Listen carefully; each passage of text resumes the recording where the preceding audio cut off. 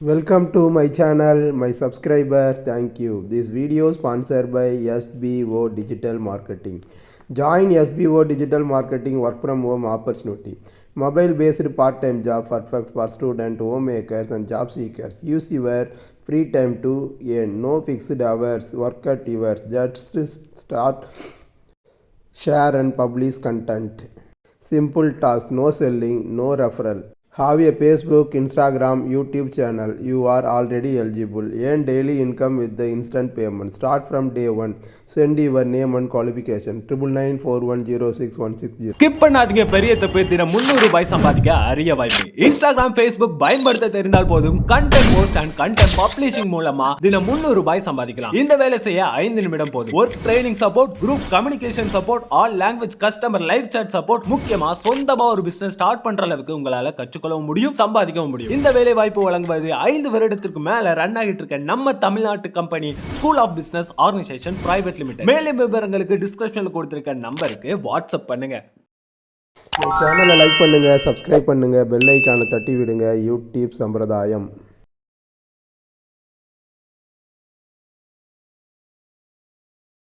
நீங்கள் இப்படி செல்லம் கொடுத்து வளர்ப்பதனால் ஒரு காலகட்டத்தில் உங்களுக்கே அந்த குழந்தை எதிரியாகிவிடும். நினைத்ததை மற்றும் கேட்டதை வாங்கி கொடுக்கவில்லை என்றால் அந்த குழந்தை உங்களால் சமாதானப்படுத்தவே முடியாது. சொல்லப்போனால் நீங்கள் இவ்வாறு செல்லம் கொடுக்கும் காரணத்தால் அந்த குழந்தையின் எதிர்காலம் முற்றிலுமாக பாழாகிவிடும். பெற்றோர்களே, உங்கள் குழந்தைகளை அன்பையும் பாசத்தையும் கலந்து ஊட்டி வளர்த்தால் நிச்சயமாக அவர்கள் ஒருபோதும் உங்களிடமிருந்து எதையும் மறைக்கவும் மாட்டார்கள், உங்களுக்கு எதிராக எதையும் செய்யவும் மாட்டார்கள். இது உறுதி. ஆனால் இது நிறைய பெற்றோர்கள் தவறாக புரிந்து கொண்டிருக்கிறார்கள். அவர்களின் கருத்துப்படி பாச பிணைப்பு என்றால் அதிகமாக செல்லம் கொடுத்து வளர்க்கும் முறையாகும். தங்களுடைய குழந்தை எது கேட்டாலும் ஆன்லைனில் உடனடியாக வாங்கி கொடுத்து விடுகிறார்கள். சமீபத்தில் தான் ஆன்லைன் எல்லாம் கிடைக்கிறது. ஆனால் 10 வருடத்துக்கு முன்பு இந்த சலுகை எல்லாம் இல்லை.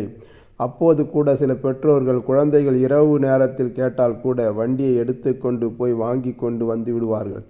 அவர்கள் நினைத்து கொண்டிருக்கிறார்கள் இதுதான் உண்மையான பாச பிணைப்பு என்று.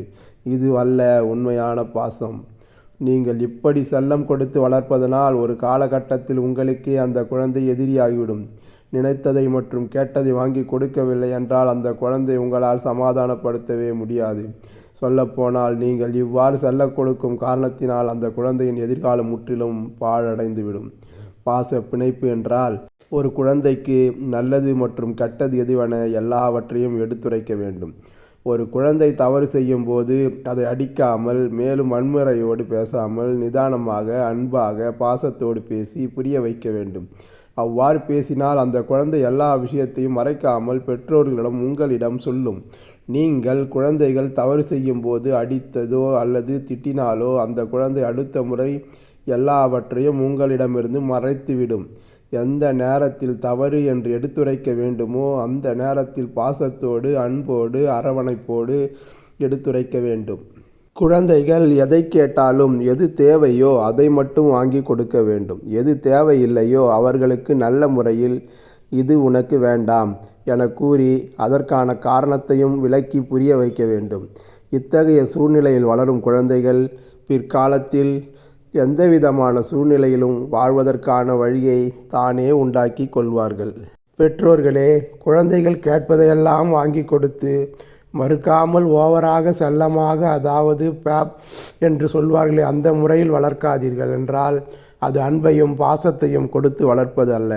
மாறாக நீங்களே உங்கள் குழந்தையின் எதிர்காலத்தை அழிக்கிறீர்கள் என்று பொருள். அதிக கண்டிப்போடு வளர்த்தால் அந்த குழந்தை பயத்தில் எல்லாவற்றையும் நம்மிடமிருந்து மறைக்கும்.